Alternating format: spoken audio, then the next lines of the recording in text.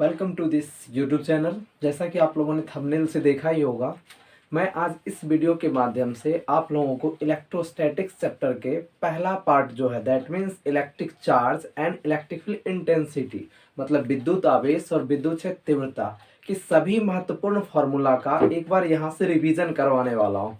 वो इसलिए क्योंकि यह एग्ज़ाम में काफ़ी बेनिफिशियल हो पाएगा। वैसे फार्मूला का क्या क्या बेनिफिट्स है ये मुझे बताने की आवश्यकता नहीं, ये आप लोग बखूबी जानते हैं।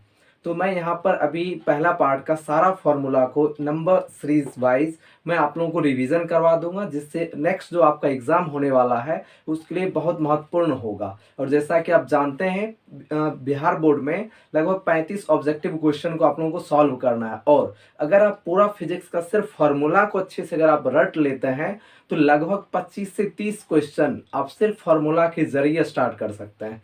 तो वीडियो को ज़्यादा लंबा ना खींचते हुए हम लोग स्टार्ट कर लेते हैं। तो देखिए, सबसे पहला हम लोग देखते हैं।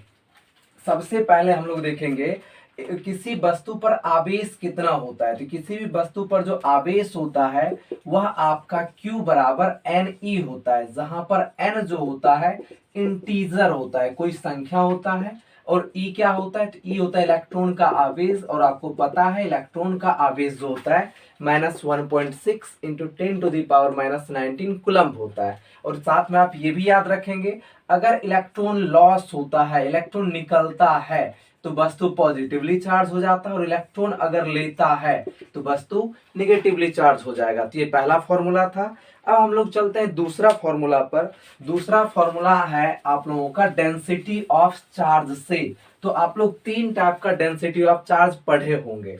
सबसे पहला हम लोग बात कर लेते हैं लीनियर डेंसिटी ऑफ चार्ज, मतलब आवेश का रैखिक घनत्व।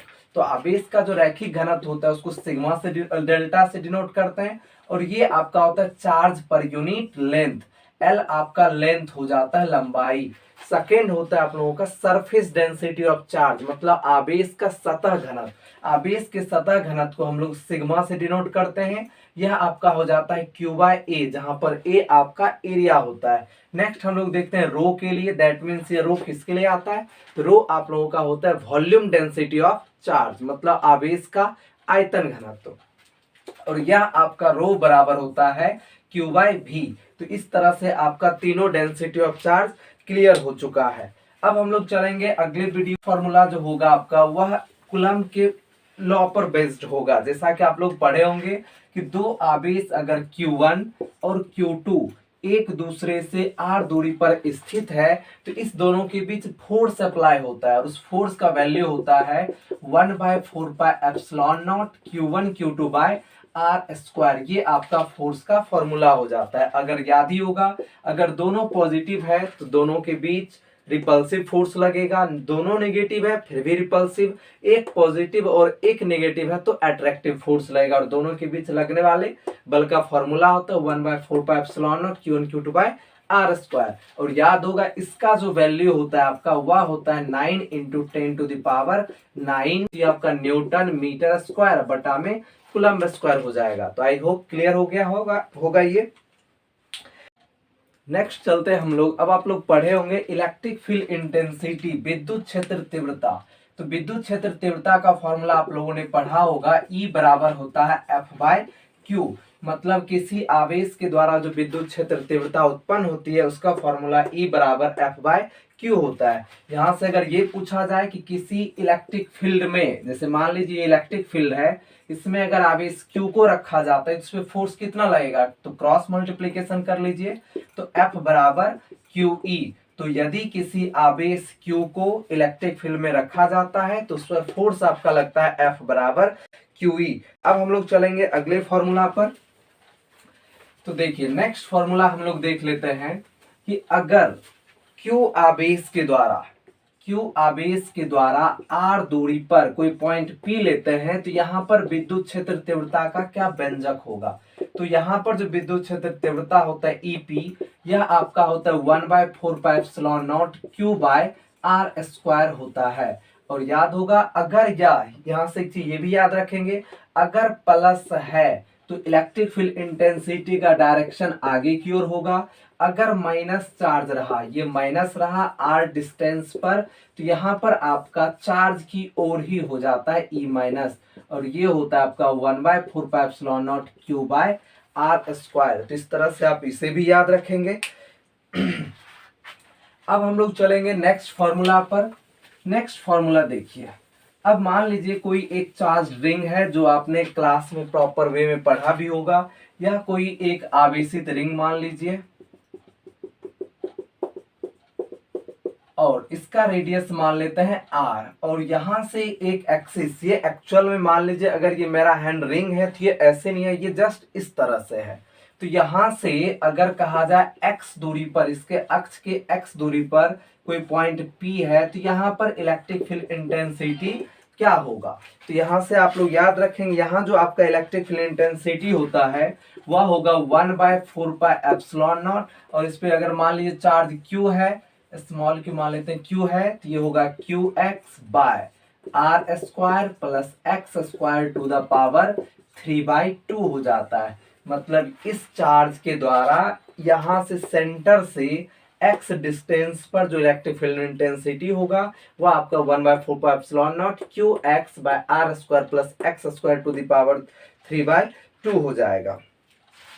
अब हम लोग यहाँ पर देखते हैं, ये इतना दूर था तब यहाँ पर था। अगर मान लीजिए जब सेंटर पर पूछे, तो यहाँ से हम लोग अगर सेंटर पर निकालें, यहाँ जस्ट सेंटर पर, तो याद होगा इलेक्ट्रिक फील्ड इंटेंसिटी सेंटर में जो होता है, यहाँ पर x को आप लोग क्या पुट करेंगे, यहाँ पर देखिए 0, तो यहाँ पर 0 पुट हो जाएगा, और उससे पहले यहाँ पर भी 0 डालना होगा, तो ओवरऑल कट जाएगा। That means E at C जो होगा आपका 0 हो जाएगा। और अगर हम लोग यहाँ सरफेस पर निकालेंगे तो इस x के बदले क्या पुट करेंगे, r ही पुट करेंगे। बात समझ में आ गया होगा। ये हुआ कि अगर मान लीजिए यह कोई चार्ज्ड वायर है जो इनफाइनाइट लेंथ का है, मतलब काफी लॉन्ग है, इसके द्वारा यहाँ पर मान लीजिए यह डिस्टेंस अगर a है, ये r भी हो सकता है। E एट P क्या होगा, किसी charge infinite long straight wire के जरिए, तो ये आपका हो जाता है 1/2πε0 इंटू लेमडा बटा में a। ये याद रखेंगे, किसी चार्ज वायर जो इनफाइनाइट है इसके द्वारा a डिस्टेंस पर E एट P बराबर 1/2πε0 लेमडा बाय a होगा। अब ये लेमडा क्या होगा, तो लेमडा आपका हो जाता है लीनियर डेंसिटी ऑफ चार्ज, जो कि भी स्टार्टिंग में बताए थे। लीनियर डेंसिटी ऑफ चार्ज होता है आपका Q by L, charge per unit length हो जाता है। चलिए अब हम लोग देखते हैं, इसी में अब फाइनाइट लेंथ की बात कर लेते हैं। ये तो इनफाइनाइट लेंथ का था। अब देखिए फाइनाइट लेंथ के लिए मान लीजिए इसका लेंथ आपका L दिया हुआ है, L छोटा लेंथ का है। अब यहां से मान लीजिए यह डिस्टेंस A है, अब यहां पर पूछ रहा है आपका E एट P क्या होगा। तो देखिए यहां जो E एट P होगा वह होगा आपका 1/2πε0 इंटू 1/a। यह जो A दिया हुआ है तो इसी को A लेंगे, इंटू यहाँ पर L बटा root under 4L square plus में हो जाएगा A स्क्वायर, यहाँ से सॉरी यहाँ पर L, यहाँ पर A लिखना है, 4A square plus L square हो जाएगा, 4A square plus L square. ये किसके लिए, जब आपका वायर का लेंथ जो होगा वह L रहेगा, तो इसके जरिए इतना हो जाएगा। तो आई थिंक ये याद रखेंगे, और ये भी आपका रेयरली ही एग्जाम में पूछा जाएगा, बट चैप्टर से था तो मैंने ये आपको करवा दिया है। नेक्स्ट अब हम लोग चलेंगे डायपोल के लिए। तो देखिए किसी इलेक्ट्रिक डायपोल, डायपोल आपको पता ही है, डायपोल में क्या होता है, दो चार्ज होता है, एक नेगेटिव होता है और एक पॉजिटिव, मतलब एक माइनस Q और एक प्लस Q, और इसके बीच का डिस्टेंस D होता है, और ये डायपोल सेंटर होता है, और यहाँ से A डिस्टेंस और यहाँ से भी A डिस्टेंस। तो यहाँ पर जो P लेते हैं तो ये आपका हो जाता है P बराबर Q इंटू D। और याद होगा डायपोल जो होता है, डायपोल मोमेंट, वो आपका वेक्टर क्वांटिटी होता है जिसका डायरेक्शन निगेटिव चार्ज से पॉजिटिव चार्ज की ओर होता है। इसी को हम लोग ऐसे भी लिख सकते हैं, P बराबर आपका 2AQ, क्योंकि यहाँ से यहाँ तक का जो डिस्टेंस D है इसी को कितना लिख देंगे 2A, तो P बराबर आपका हो जाएगा 2A। नेक्स्ट याद होगा आपको, इसके अगला टॉपिक आप लोगों ने पढ़ा होगा कि अगर इस डायपोल को एक समान यूनिफॉर्म इलेक्ट्रिक फील्ड में, मतलब ये माइनस क्यू है और ये प्लस क्यू, इसमें रख दिया जाए तो नेट फोर्स कितना होता है डायपोल पर, तो याद होगा नेट फोर्स जो होता है आपका 0, मतलब कुल बल जो होगा इस पर 0 होगा। टाउनेट कितना होगा, तो टाउनेट याद होगा आपको, टाउनेट होता है P क्रॉस E, और यहाँ पर P क्रॉस E क्या है, तो देखिए P क्रॉस E को हम लिख सकते हैं PE साइन थीटा, और ये वेक्टर फॉर्म में है तो पता ही होगा आप लोगों का, यहाँ से यूनिट वेक्टर ले सकते हैं। और ये थीटा, थीटा क्या है, एंगल, किसके बीच का एंगल, तो ये इलेक्ट्रिक डायपोल मोमेंट P और इलेक्ट्रिक फील्ड इंटेंसिटी E का, जो कि यहाँ पर E का होता है। तो इस तरह से याद होगा, टाउनेट आपका P sine theta unit vector N हो जाएगा। अब यहीं पर देखिए, मान लीजिए इसको इक्विलिब्रियम से थोड़ा आगे करके यहां तक मूव करके छोड़ दिया जाता है, तो ये क्या होगा, डायरेक्टली अब इस पे फोर्स टॉर्क क्या करेगा, घुमाएगा, तो आगे घूमेगा। अब आगे घूमेगा तो ऐसा नहीं कि यहां तक आकर रुक जाएगा, थोड़ा आगे भी जाएगा, तो दैट मीन्स एक छोटा सा ऑक्सीलेशन होगा, दोलन होगा। तो अगर छोटा सा ऑक्सीलेशन या दोलन होता है तो उसका आपको पूछा जाता है कि टाइम पीरियड क्या होगा, तो यहां पर आपका जो टाइम पीरियड होगा, आवर्त काल याद रखेंगे 2 पाई इंटू रूट अंडर आई बाय PE हो जाएगा। दैट मीन्स ये I क्या है, तो I याद रखेंगे, I है मोमेंट ऑफ इनर्शिया, P क्या है, तो P आपका डायपोल मोमेंट जो कि अभी मैंने बताया था, और E क्या है, तो strength of electric field intensity. याद होगा, यहां से तो क्वेश्चन नहीं आया है पिछले 1-2 साल में, लेकिन मैग्नेट में आया। मैग्नेट में सेम फॉर्मूला होता है, T बराबर 2 pi I by P dipole moment, तो यहाँ पर मैग्नेटिक मोमेंट M लेते हैं और E की जगह क्या लेते हैं, B लेते हैं। तो ये आप लोगों को अच्छे से याद रखना है। तो मेरे ख्याल से ये क्लियर हो गया होगा। अब हम लोग आएंगे अगले टॉपिक पर।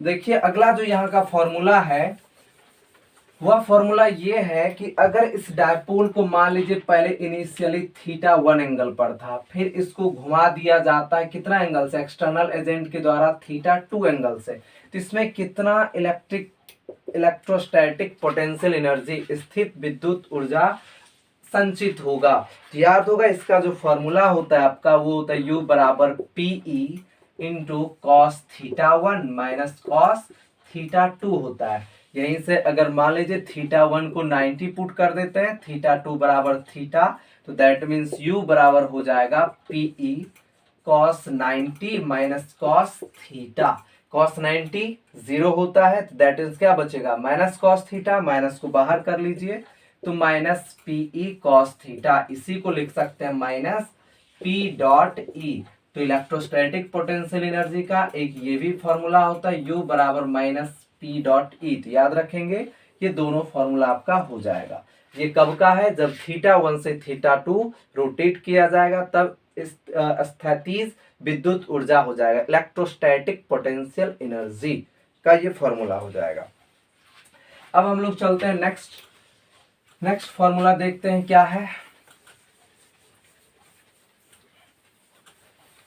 देखिए नेक्स्ट फॉर्मूला, अब हम लोग आ जाते हैं इसके इलेक्ट्रिक फील्ड इंटेंसिटी से। दैट मीन्स अगर मान लीजिए ये डायपोल है, माइनस क्यू प्लस क्यू, बीच का डायपोल सेंटर, यहां से R डिस्टेंस पर, ये बोलते हैं एक्सियल, याद होगा। और डायरेक्ट जो ऊपर लाइन जाएगा परपेंडिकुलर बाइसेक्टर, इसको कहते हैं इक्वेटोरियल पॉइंट।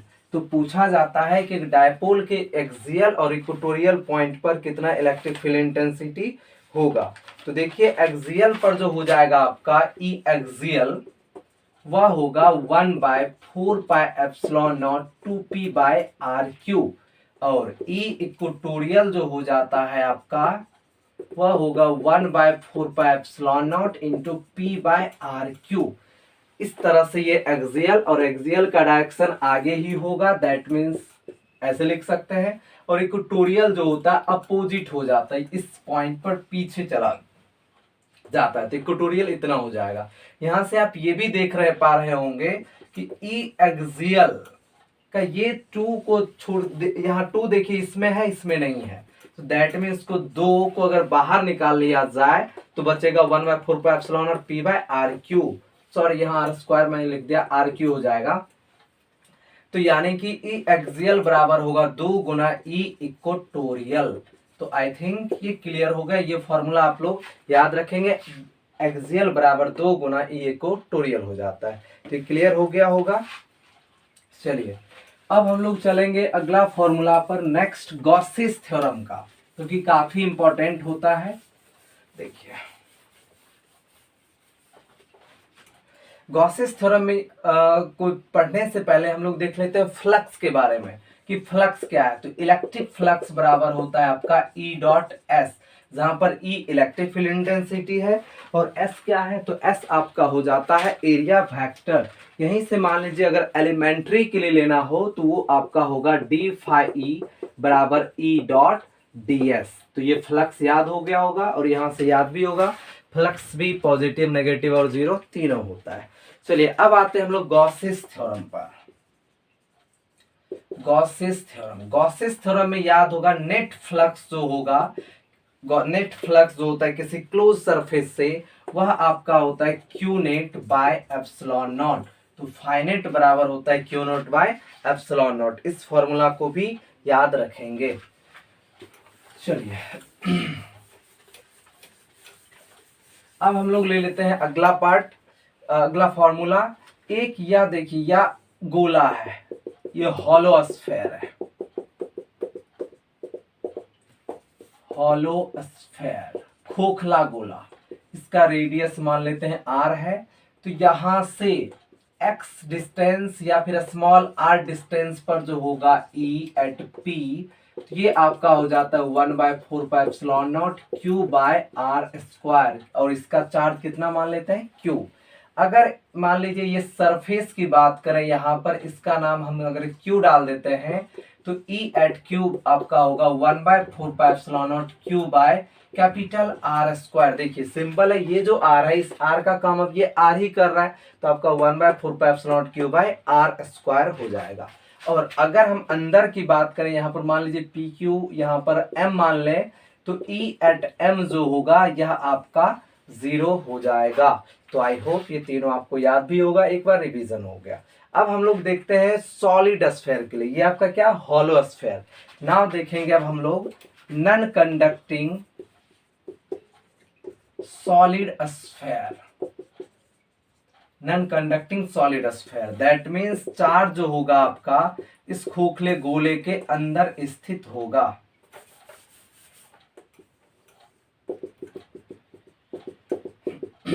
यहां पर भी हम लोग इसका रेडियस r मानेंगे। यहां पर भी तीन सिचुएशन लेते हैं, एक लेते हैं कि r डिस्टेंस यहां पर क्या होगा, तो यहां पर भी आपका same 1/4πε0 Q by r square होगा।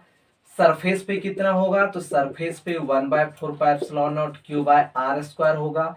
अब मान लीजिए कोई पॉइंट यहां पर हम ले लेते हैं, या इधर से देख लीजिए आप, एक मिनट, ये पॉइंट r डिस्टेंस पर ये m ले लेते हैं। तो यहां जो आपका होगा E एट m, ये होगा आपका 1/4πε0 QR बट्टा में आपका हो जाता है यह